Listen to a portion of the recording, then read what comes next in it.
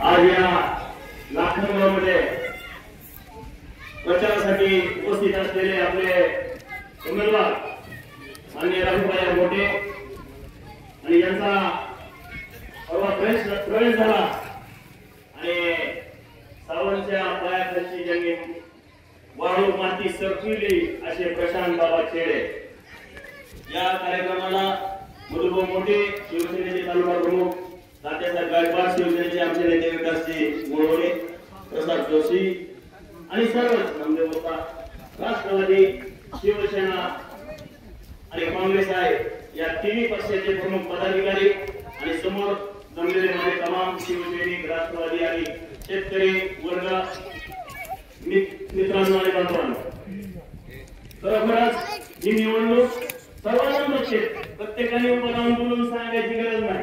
सगळ्याला माहिती आहे, मीडिया आहे, चॅनल आहे, प्रत्येकाकडे मोबाईल आहे. कुणाची काय लायकी आहे, तात्या बहिणीची काय लायकी आहे, कुणाची काय लायकी आहे, प्रत्येकाच्या लायकी आहे आता मोबाईल मध्ये दिसत्या. काय कुणी कामं केलेत प्रत्येकाला येऊन सांगायची लय बोलायची गरज राहिलेली नाही. ज्या दिवशी उमेदवार फायनल झाले त्या दिवशी प्रत्येक सर्वसामान्य माणसाने ठरवलेलं आहे की आता मतदान कोणाला करायचंय. पण उगाच आता ही पैशाच्या जोरावर आणतंय माणसं म्हणून आपल्याला बी थोडंफार सत्तेच्या बाजूने पाठीमागे राहायचंय.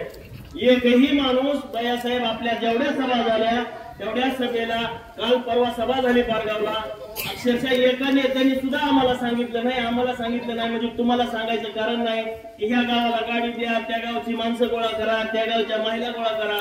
महिला येतात त्याच्याबद्दल आपल्याला काय मत नाही. काल लय महिला आल्या बयासाहेब मला वाटली बाबा महिलांची. मला मी 30-35 वर्ष झालं राजकारणात आमच्या बायकोला जर चल म्हणलं बाबा प्रचाराला तर येत नाही. अरे ह्यांच्या कशा येतात हीच वेळ लागला नाही मला. परेशान झाले बायका येतातच कशा बरं. मी लय दिवस बाबा प्रचार केला, लय सभा केल्या. आता लाडकी लाडक्या बहिणी मला येत नाहीत. लाडक्या बहिणीचे पैसे ज्याला आले त्याला भरपूर आले तर आणि पुढचं बी सरकारने घोषित केलंय आम्ही वीजचं 3 देणार आहेत म्हणून. सत्य परिस्थिती अशी, काल आम्ही दिवसभर पारगावच्या सभेमध्ये होतो.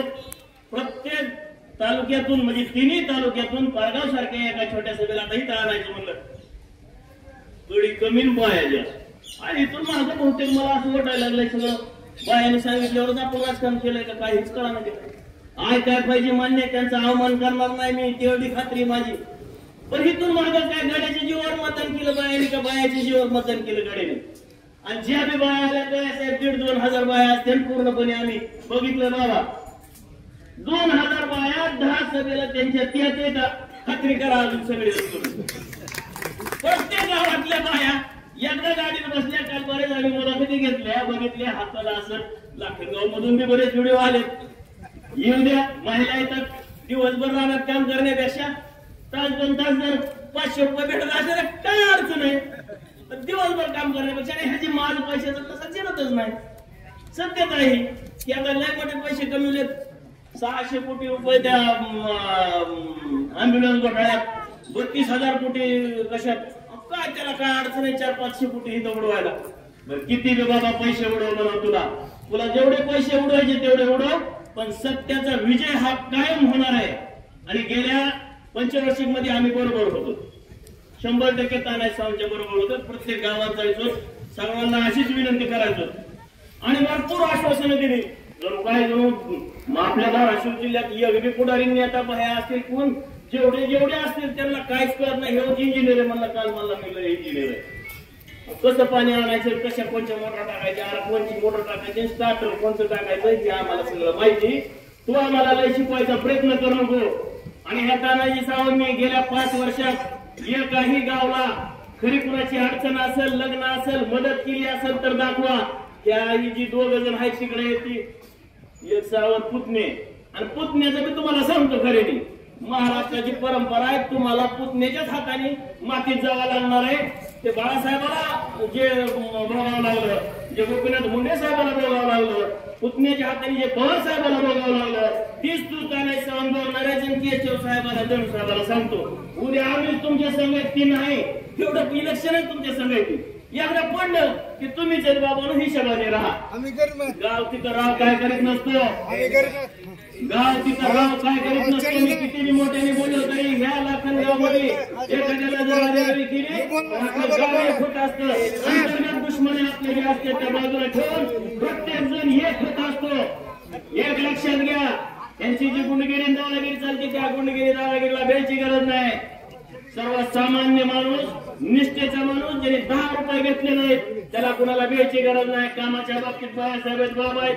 भविष्यातल्या राजकारणात तुम्हाला सांगतो बाळासाहेब, आतापर्यंत त्यांना आम्ही पण विरोध केला, मी नेहमी सांगतो.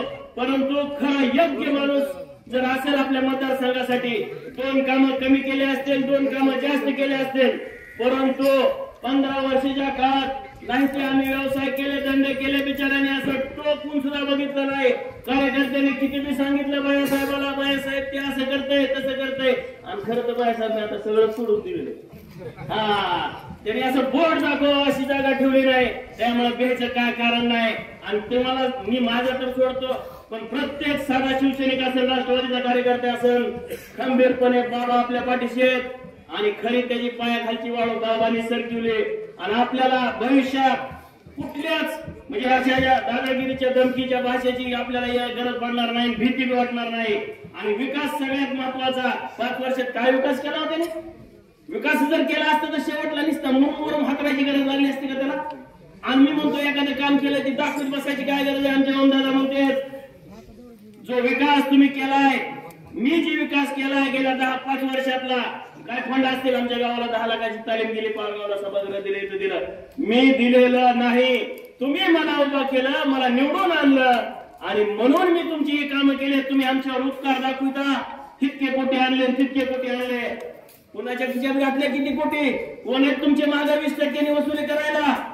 ही सगळ्यात महत्वाची बाब आहे. बांधवांना विचार करण्याची सगळ्यात महत्वाची वेळ आली.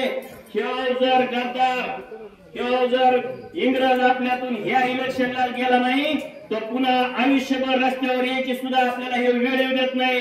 प्रत्येक जणाच्या आपल्या शेतातला असेल, व्यवसायातला असेल, धंद्यातला असेल, कामातला असेल, आपल्याला सुद्धा खाऊ देणार नाही हे आव्हान. आणि म्हणूनच ह्याला माड्यात ग्रामपंचायतला सुद्धा कुणी निवडून आणून दिलं नाही. आमची चूक झाली बाळासाहेब. ही चूक काय आता आत्महत्या करावं का काय करावं असं वाटायला ह्याला कशामुळे निवडून आणलंय? इतकी वाईट परिस्थिती या माणसाने निर्माण केली. पुण्यातून सांगतो, मला गरज नाही मतदारसंघात यायची. सर्वसामान्याच्या व्यथा आणि अडचणी हा माणूस गेल्या 5 वर्षात आमदार नसताना सुद्धा गाव फिरून सगळ्याच्या अडचणी लक्षात घेतोय.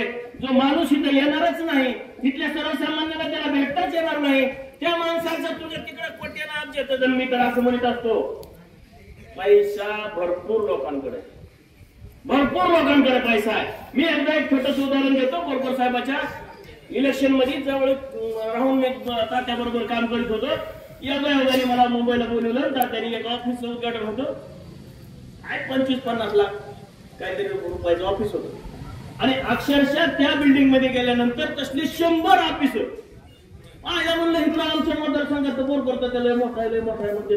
आणि त्या एका 100 ऑफिसाच्या बिल्डिंग मधलं एक ऑफिस त्याचं, मग ती 50 कोटी असेल नाही तर 50 लाखाचं असेल.